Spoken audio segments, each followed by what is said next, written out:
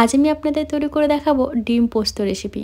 যেমন সহজ তেমনই কিন্তু খুব তাড়াতাড়ি তৈরি হয়ে যায় রেসিপিটা। গরম গরম ভাত দিয়ে খেতে দারুণ লাগে। তো চলুন দেখে নিই আজকের রেসিপিটা। তো ডিম পোস্ত বানানোর জন্য প্রথমেই আমি এখানে ডিমটা সেদ্ধ করে নেব। তার জন্য একটা পাত্রের মধ্যে 5টা ডিম নিয়ে নিয়েছি।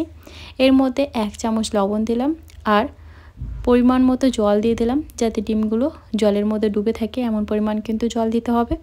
এখন 8 থেকে 10 মিনিটের জন্য ডিমটাকে আমরা সেদ্ধ করে নেব। এতে করে কিন্তু ডিমটা খুব সুন্দর সেদ্ধ হয়ে যাবে। তো এখানে একটা মশলা তৈরি করছি, তার জন্য আমি নিলাম 2 চামচ পোস্ত।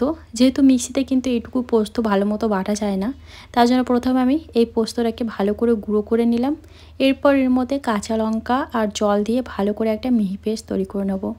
এইভাবে মিক্সিতে পোস্ত বাটলে কিন্তু খুব সুন্দর মিহি করে বাটা যায়। আর এখানে নিয়েছি একটা বড় সাইজের পেঁয়াজ কুচি আর একটা মিডিয়াম সাইজের টমেটো কুচি। তো চলুন এবার রান্নাটা শুরু করি। তার জন্য প্রথমেই কড়াইতে আমি সর্ষের তেল 2 চামচের মতো সর্ষের তেল গরম করে তেলের মধ্যে অল্প পরিমাণে লবণ আর হলুদ গুঁড়ো দিয়ে দিয়েছি। এখন সেদ্ধ করে রাখা ডিমগুলোকে ভেজে নিচ্ছি। এখানে আমি ডিমগুলো হাফ করে কেটে নিয়েছি। আপনারা চাইলে গোটা ডিম দিয়েও কিন্তু করতে পারেন রেসিপিটা। গোটা ডিম নিলে ডিমের গায়ে একটুখানি চিল লাগিয়ে নেবেন, নাহলে কিন্তু ডিম ভাজার সময় অনেক সময় ডিমগুলো ফেটে যায়। তো তার জন্য কিন্তু ডিমগুলোকে একটুখানি চিড়ে নিতে হবে।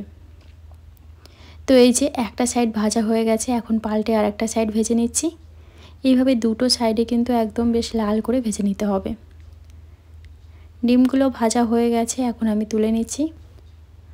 কড়াইতে বাকি যে তেল আছে সেই তেলেই কিন্তু পুরো রান্নাটা করতে হবে, আর আলাদা করে তেল অ্যাড করব না। তো এই তেলের মধ্যে ফোড়নের জন্য দিলাম 2টো শুকনো লঙ্কা, একটুখানি চিড়ে দিলাম। লঙ্কাটাকে কিছু সেকেন্ডের জন্য একটুখানি ভেজে নেওয়ার পর এর মধ্যে আমি যে পেঁয়াজটা কুচিয়ে রেখেছিলাম সেটা অ্যাড করলাম। এখন পেঁয়াজটাকে 2 থেকে 3 মিনিটের জন্য একটু লাল করে ভেজে নিতে হবে।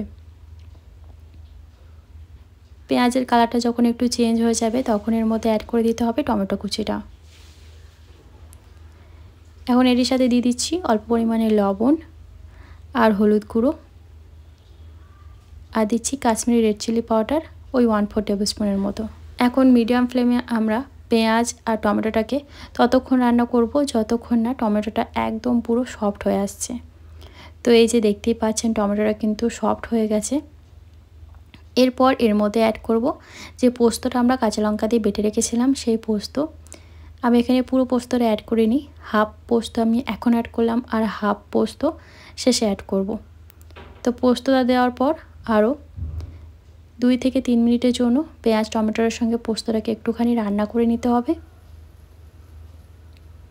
এই যে আমি 3 মিনিটের মতো মিডিয়াম ফ্লেমে রান্না করে নিয়েছি। এখন এর মধ্যে দিয়ে দিচ্ছি 1 কাপ পরিমাণ জল।